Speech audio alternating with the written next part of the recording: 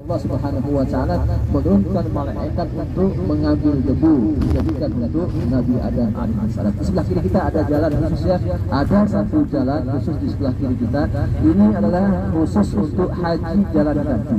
Nah, biasanya kalau orang-orang muslimin, orang-orang yang tinggal di kota Mekah itu hajinya jalan kaki, itu lebih praktis ya. Perjalanan kita sekarang kita tempuh ke Musdalifah paling lambat sekarang ini 15 menit. Kalau waktu haji ya, kalau haji itu bisa kita tempuh sampai 2 jam, 3 jam, bahkan sampai 4 jam. Di sini macetnya Jakarta belum lebih macet di sini pada malam tanggal 10 Zulhijjah. Perjalanan 15 menit kita bisa tempuh 4 jam bahkan 5 jam. Jarak antara Arafah dengan Musdalifah jaraknya 5 kilo. Kita lihat di sebelah tadi itu adalah khusus untuk haji jalan kaki. Di sini ada 11 jalur. Ada satu jalur tadi saya jelaskannya, satu jalur untuk kereta cepat. Yang kedua ada satu jalur khusus untuk haji jalan kaki.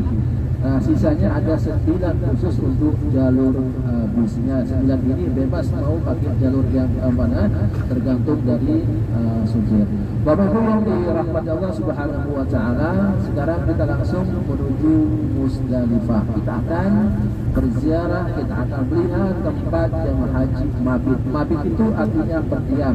Di Musdalifah jemaah haji disunatkan mengambil batu untuk apa? Untuk dipakai melontar di Mina. Kita melontar di Mina itu menapakilas apa yang dilakukan oleh Nabi Ibrahim alaihissalam. Apa yang dilakukan oleh Nabi Ibrahim alaihissalam ketika dulu Nabi Ibrahim meminta kepada Allah Subhanahu wa taala agar dikasih karunia anak. Karena bertahun-tahun, ratusan tahun beliau meminta kepada Allah Subhanahu wa taala, baru dikabulkan, maka lahirlah Nabi Ismail alaihissalam. Setelah lahir tumbuh besar, kemudian Nabi Ibrahim bermimpi untuk apa? Mimpi apa? Mimpi beliau mengorbankan putranya sendiri. Allah Subhanahu wa taala memerintahkan beliau untuk mengorbankan putranya sendiri.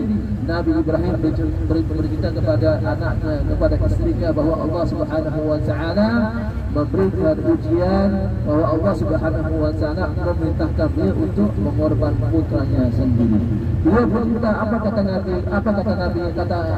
Nabi Ismail, kalau itu sudah perintah Allah, kerjakan aja. Itu saking taatnya kepada Allah Subhanahu wa taala, saking berbaktinya kepada kedua orang beliau.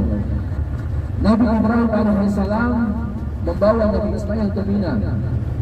Sampai ke Mina ada salah satu gunung, nanti Ustaz akan tunjukin, ini ada gunung namanya Gunung Urban. Nah, pada saat itu Nabi Ibrahim berkata, wahai Ibrahim, engkau tega sekali mau mengorbankan putranya sendiri demi melaksanakan perintah Tuhanmu. Apakah kamu majnun? Apakah kamu gila? Nah, pada saat itu Nabi Ibrahim melontar iblis pada tanggal 10 sampai pada tanggal 13. Nah, pada tanggal 13 itu Nabi Ibrahim meletakkan putra beliau di salah satu gunung dinamakan Gunung Urban. Kepala Nabi Ismail sudah diletakkan di sebelah batu, padang sudah nempel di leher Nabi Ismail alaihissalam. Kemudian Allah Subhanahu wa taala menurunkan kambing dan domba dari surga sebagai pengganti Nabi Ismail alaihissalam. Nabi Ismail tidak jadi dikurban, yang dikurban adalah kambing atau domba yang Allah turunkan dari surga. Nah, di sini Allah Subhanahu wa taala memuji kesabaran, ketabahan hati Nabi Ibrahim alaihissalam. Makanya jangan kita herankan kadang-kadang jamaah umroh, kadang-kadang jamaah haji, di sinilah tempat diuji oleh Allah Subhanahu wa taala. Karena Mekah ini adalah tempat diujinya para nabi dan rasul. Kita lihat bagaimana ujian Nabi kita, Nabi besar Muhammad sallallahu alaihi wasallam, sampai meninggalkan tanah kelahiran beliau berhijrah menuju kota Madinah al-Munawwarah. Bagaimana ujian yang dihadapi oleh Nabi Ibrahim alaihissalam, sampai beliau diperintahkan oleh Allah Subhanahu wa taala mengorban putranya sendiri. Bagaimana ketabahan hati Nabi Ibrahim alaihissalam. Kita bisa menikmati